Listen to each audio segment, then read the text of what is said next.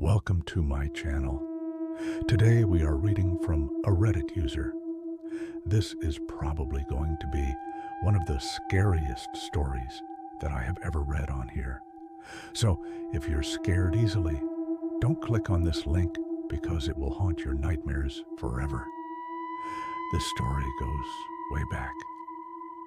I'm gonna start off by saying that there was never any body cam footage or dash cam footage of the things that I'm about to share with you. There were no photos either, but I remember it vividly in my mind as if it were yesterday. So let's just dive right into the story. Around 2007, I was working as an armed guard for a security company. Our main objective was to drive around our designated area and make sure everything was okay.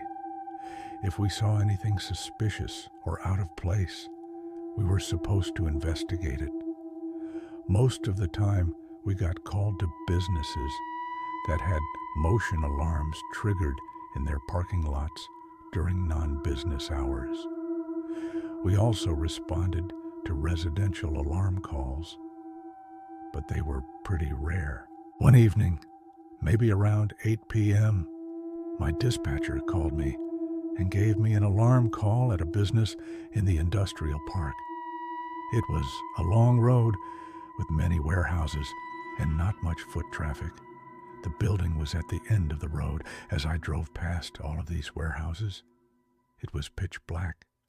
Some of them only had small neon lights over the door, and others didn't even have that.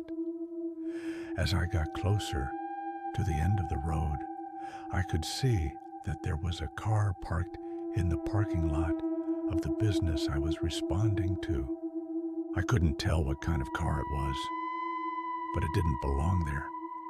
I knew that if I kept driving past the business and turned around at the dead end, that I would be close enough to the car to see if everything was okay without actually shining my spotlight on it. It was too dark to make out any details. When I got to the end of the road and started turning around, I noticed a man standing next to his car watching me. He was tall and thin, and all I could see was the side of his face. It wasn't lit up very well, but I could see that he was smiling. The smile was so wide that it didn't look real. I should mention that this was an unsecured area, and anyone could get in or out without being challenged. Now, when I first saw the man, I almost stopped the car to ask him what he was doing there, but something made me keep going. I drove past him slowly, and as I passed by, he took a step toward the road and reached out like he wanted to grab onto my car. I slammed on the brakes and put the car in reverse, and when I looked back, he was still standing there with his hand out. I sped up and turned around quickly to get a good look at him. At this point, my adrenaline was pumping and my heart was racing. By the time I made it back to him, I had my gun out, and I was yelling for him to get away. I don't know why I was so scared, but I was. I could feel my pulse in my ears, and I don't remember thinking clearly at all. I do remember distinctly seeing that he wasn't breathing, though. His chest wasn't moving. He just stood there with his hand out and a big smile on his face. Now, I don't want to sound like I'm making this up, but it was the most terrifying thing I have ever experienced. At that moment, the hair on the back of my neck stood up, and I had a strong urge to run away. Maybe it was his facial features, the unnatural smile, the fact that he wasn't breathing, or the evil aura that surrounded him, but something inside of me screamed, "Run!" And then he started walking toward me. When he took a step, his foot didn't land flat on the ground. It was like he was trying to take a step forward and then another step forward. I remember putting my car in drive and flooring it.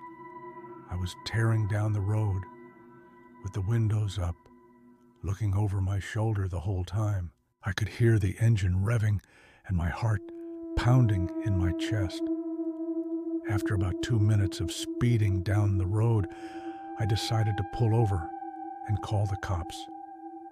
I pulled into a brightly lit gas station, jumped out of the car, and ran inside. I tried to explain to the cashier what had happened, but all that came out was a jumble of words. I couldn't even get the words out. All I could do was shake and point in the direction that I had come from. The cashier must have thought that I was drunk because he asked me if I wanted to use the phone to call somebody or the police. I shook my head and apologized and went back to my car to wait for the police to get there. Within a few minutes, I heard sirens and everything calmed down. When the officers arrived, I told them exactly what had happened. I described the road and the man and how he had tried to grab my car. They said that they would check it out. I waited there for about 45 minutes while they investigated. They questioned me about what I had seen and asked if I would identify the man if I saw him again. They searched the area, but they couldn't find anyone, and I never saw the man again. This is where the story gets really weird. The officers eventually left, and I was free to go. But I couldn't shake the feeling that something bad was about to happen. I drove home slowly and carefully, checking every mirror and looking over my shoulder constantly. Every time I looked back, I felt like he was there watching me. I remember vividly pulling into my apartment complex and getting out of the car. I walked around the front of my car and unlocked the front door. Then I sat down on the couch and turned on the TV.